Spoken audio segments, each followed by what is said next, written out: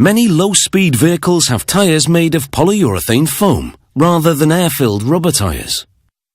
Polyurethane doesn't deteriorate in sunlight and doesn't dry out over time. And if the tyre is made of the closed cell type of foam, it means that the tyre won't ever go flat. Polyurethane tyres are designed for low-speed vehicles, such as luggage carts and ride-on lawnmowers.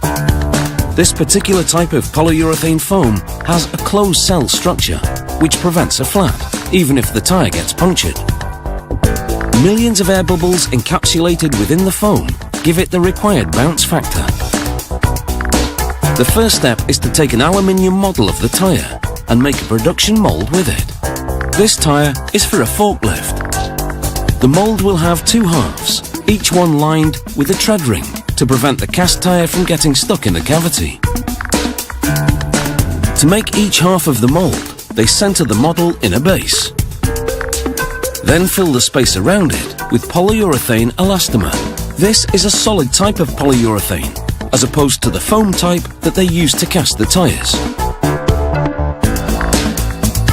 They stir gently to move air bubbles to the top. Then heat those bubbles with a small propane torch to burst them.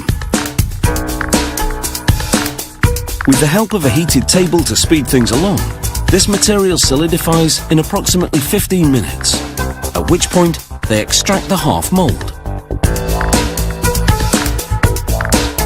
and trim its rough edges both inside and out.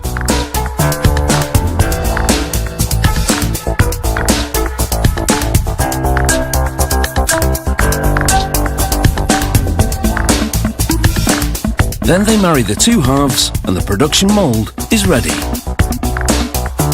Most companies buy foam mixtures ready-made. This one blends its own in order to have a strict control over the formula.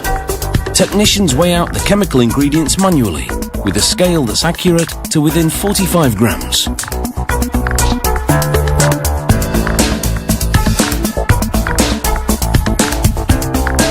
A blade mixes the ingredients for half an hour, moving everything from top to bottom more than 300 times.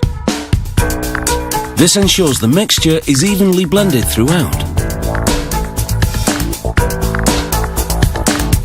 Before using this foam to cast the tyres, there's a quality control test. They take a sample from the batch and let it rise and set, which takes about a minute.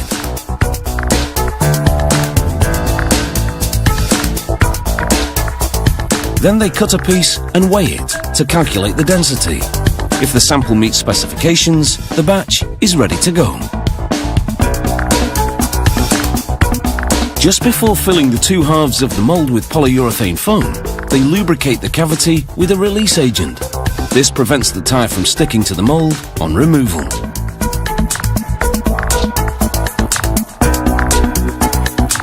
A press keeps the mould closed and in place on the filling machine. The machine spins the mould while the foam flows into the cavity through a hole at the top. The centrifugal force distributes the foam evenly. In less than a minute, the foam, although not yet fully cured, is firm enough to be extracted.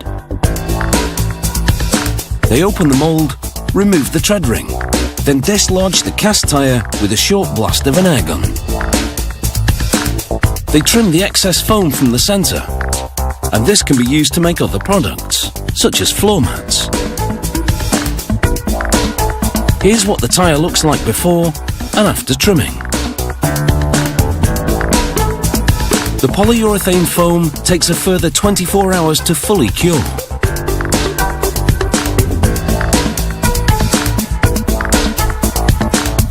Rim installation is simple. They place the rim on a base, followed by a mounting cone, then the tyre. A press snaps the centre of the tyre over the edge of the rim.